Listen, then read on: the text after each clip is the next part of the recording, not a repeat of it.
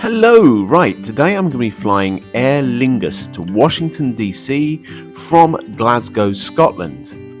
This is a two-part route, so it involves changing in Dublin. So if you're wanting to know about flights from Washington D.C. to Dublin, it would be equally relevant.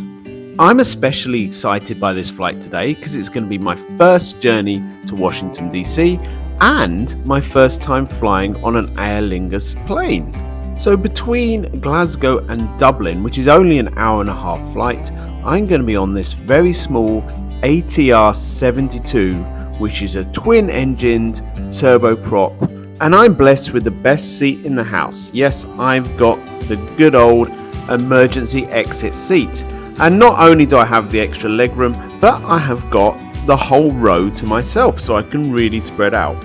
But I must say, there's actually quite a lot of room between the chairs, even in this very small plane. Now, I don't know if it's just me, but I love flying on a turboprop aircraft.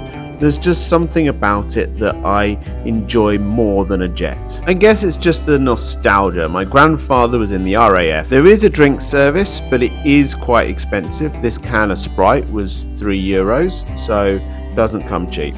The plane itself did feel a little old and down at heel, but it's a very short flight. Here I am on my second leg of this journey, so I'm going to be heading from here in Dublin to Washington D.C.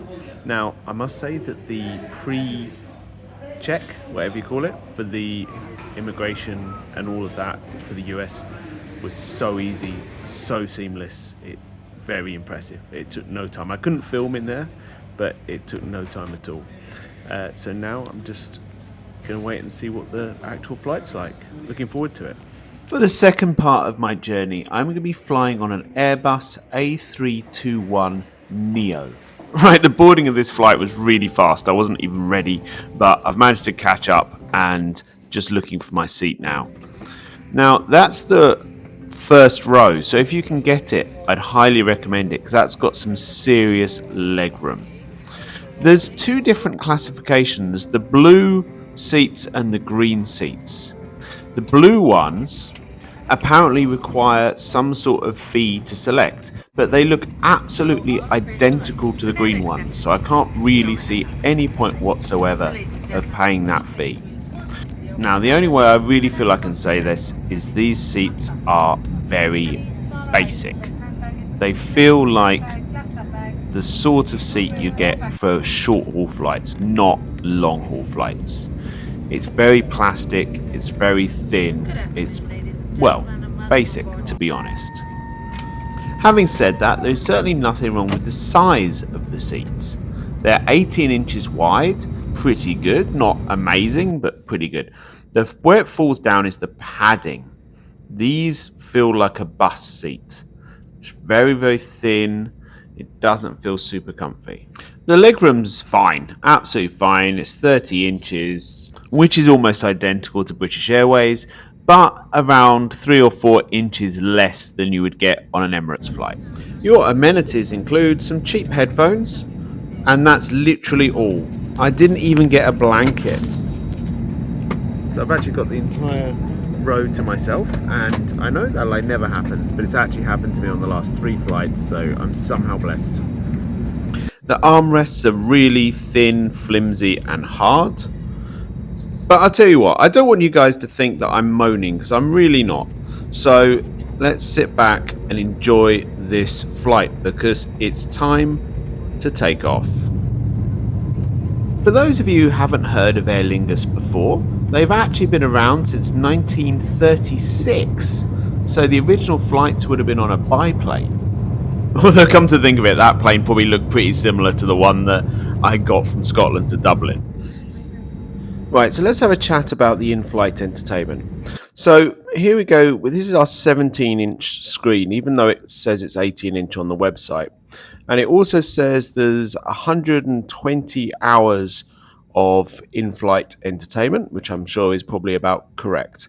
To be honest, that's pretty much the same as most airlines, to be honest, and it's even showing pretty much the same shows. Unfortunately, I feel like I've seen them all now because I've done so many long haul flights. But there are some specifically Irish ones, which is quite nice, and that is a bit of a change. And 1,000 music albums. So if you like listening to music while you're flying, that's perfect. Something that personally I'm not super keen on is they encourage you to download an app to control all of this from your phone, which personally just seems like a way of getting your email address and stuff like that. Because to be honest, I cannot see the point of using my phone to control a screen that's actually only about 5 inches in front of my face. There's no cool Easter eggs like you get on the Emirates flights, like cameras outside the plane and all that sort of stuff. There's just a few photos of the planes in the past and things. Pretty simple, pretty basic. Speaking of basic, you get one alcoholic drink or carbonated non-alcoholic beverage served to you on request.